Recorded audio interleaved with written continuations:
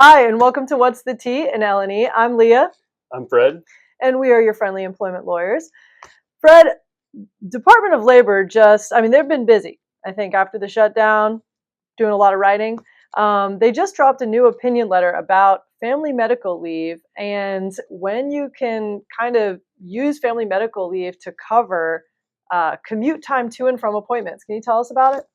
Yeah, this is one of the letters that just came out, and it's one that maybe seems fairly obvious, but the issue the Department of Labor was getting at here was whether employees' time they spend traveling to and from appointments are kind of connected to their need for leave for a serious health condition related to their serious health condition or that of a family member.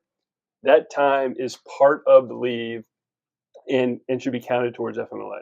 So that's interesting. So probably maybe an employee who some sort of employer was forcing them to use their PTO to get to the appointment, then covering the appointment with FMLA, and then maybe forcing them to use PTO again on the way back.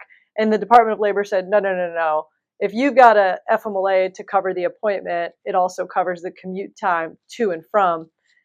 Is there anything that an employer can do, like requiring in the FMLA certification, requiring that a provider actually kind of indicate that the employee would need the time off to cover the commute time as well?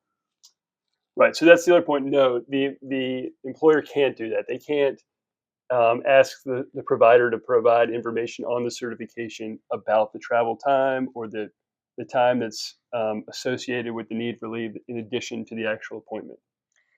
Yeah, this is interesting because I feel like maybe your everyday doctor's appointment in your own town wouldn't be as big of a deal.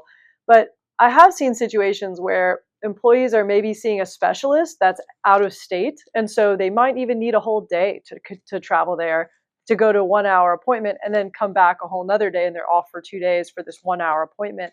Or maybe regular cancer treatment, for instance, that's an hour and a half to 2 hours away in a bigger city.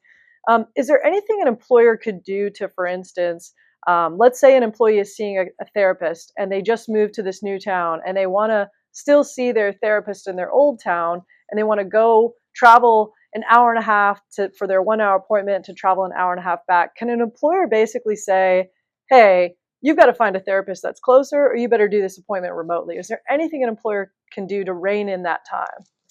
So there's nothing in this letter that addresses that, and so we kind of fall back on the standard um, option within the FMLA regulations that an employer has a right to get a second opinion if they get a certification that they um, think that a second opinion is warranted. They can ask for that. The letter here says that employers can prohibit the misuse of time. So an employee who's going across town to get an appointment can't stop at the grocery store on their way because it's convenient. If they did that, an employee could be disciplined for that. But Maybe hard to enforce, right? To know who's stopping where. yeah, I guess if they go and it takes an inordinate amount of time to do it, or if they talk to they talk to someone and say, "Oh yeah, it was great. I knocked out some errands on the way." Yeah, went to Busch Gardens, so Right. yeah. Interesting. Okay. So for purposes of FMLA, the appointment time is covered as well as the travel time to get to and from. If things come up where maybe the employer feels like, hey, this is getting a little bit abusive, that's something that we want to look into deeper on a case by case basis. So Fred, thanks for joining us. Until next time. Thank you.